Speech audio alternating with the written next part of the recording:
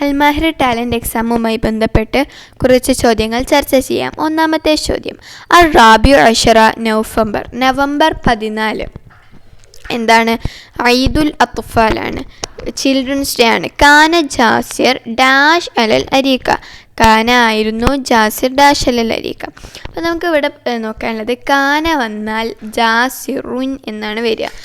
കാന അല്ലാഹു അഫൂറൻ എന്നാണ് പറയുക. അപ്പോൾ കാന ജാസിറുൻ ജാലിസൻ എന്നാണ് വരിക.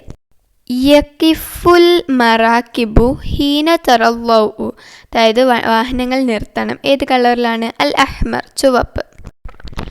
അസുർഅത്തു ഡാഷ്, അതായത് അവിടെ കാത്തില എന്നാണ് വേണ്ടത്. യസ്തൈഖലു അംറുഹു, യസ്തൈഖലു എന്ന് പറഞ്ഞ വേർഡിൻ്റെ അംർ എന്താണെന്ന്.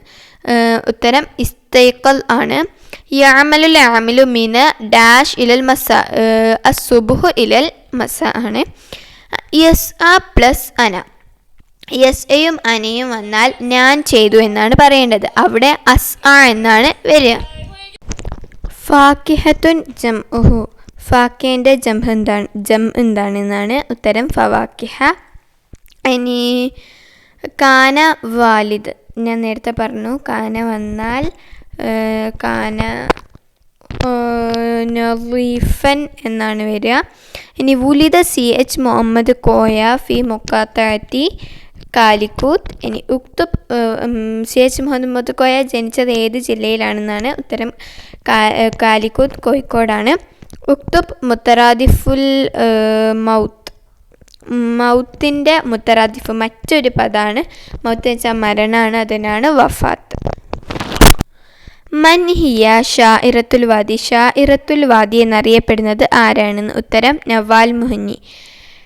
13 മൻ സാഹിബു കിതാബു ഇക്തിഷാഫുൽ ഹിന്ദ്, ഇക്തിഷാഫുൽ ഹിന്ദ് ഇന്ത്യയെ കണ്ടെത്തൽ, ഡിസ്കവറി ഓഫ് ഇന്ത്യ എന്ന ബുക്കിൻ്റെ കർത്താവാര്. ഉത്തരം ജവഹർലാൽ നെഹ്റു.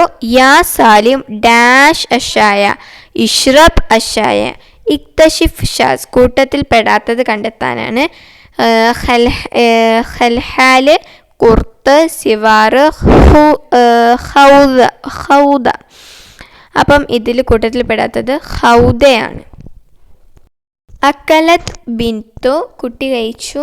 മൗസൻ എന്നാണ് വരിക. ഹുവ യഅരിഫു ഡാഷ് അൽ ബഹരി ജയ്യിദൻ, അനിൽ ബഹരി ജയ്യിദൻ. മൻ യഅറഫു ബി ഉമർ സാനി, ഉമർ ബിനു അബ്ദുൽ അസീസ്.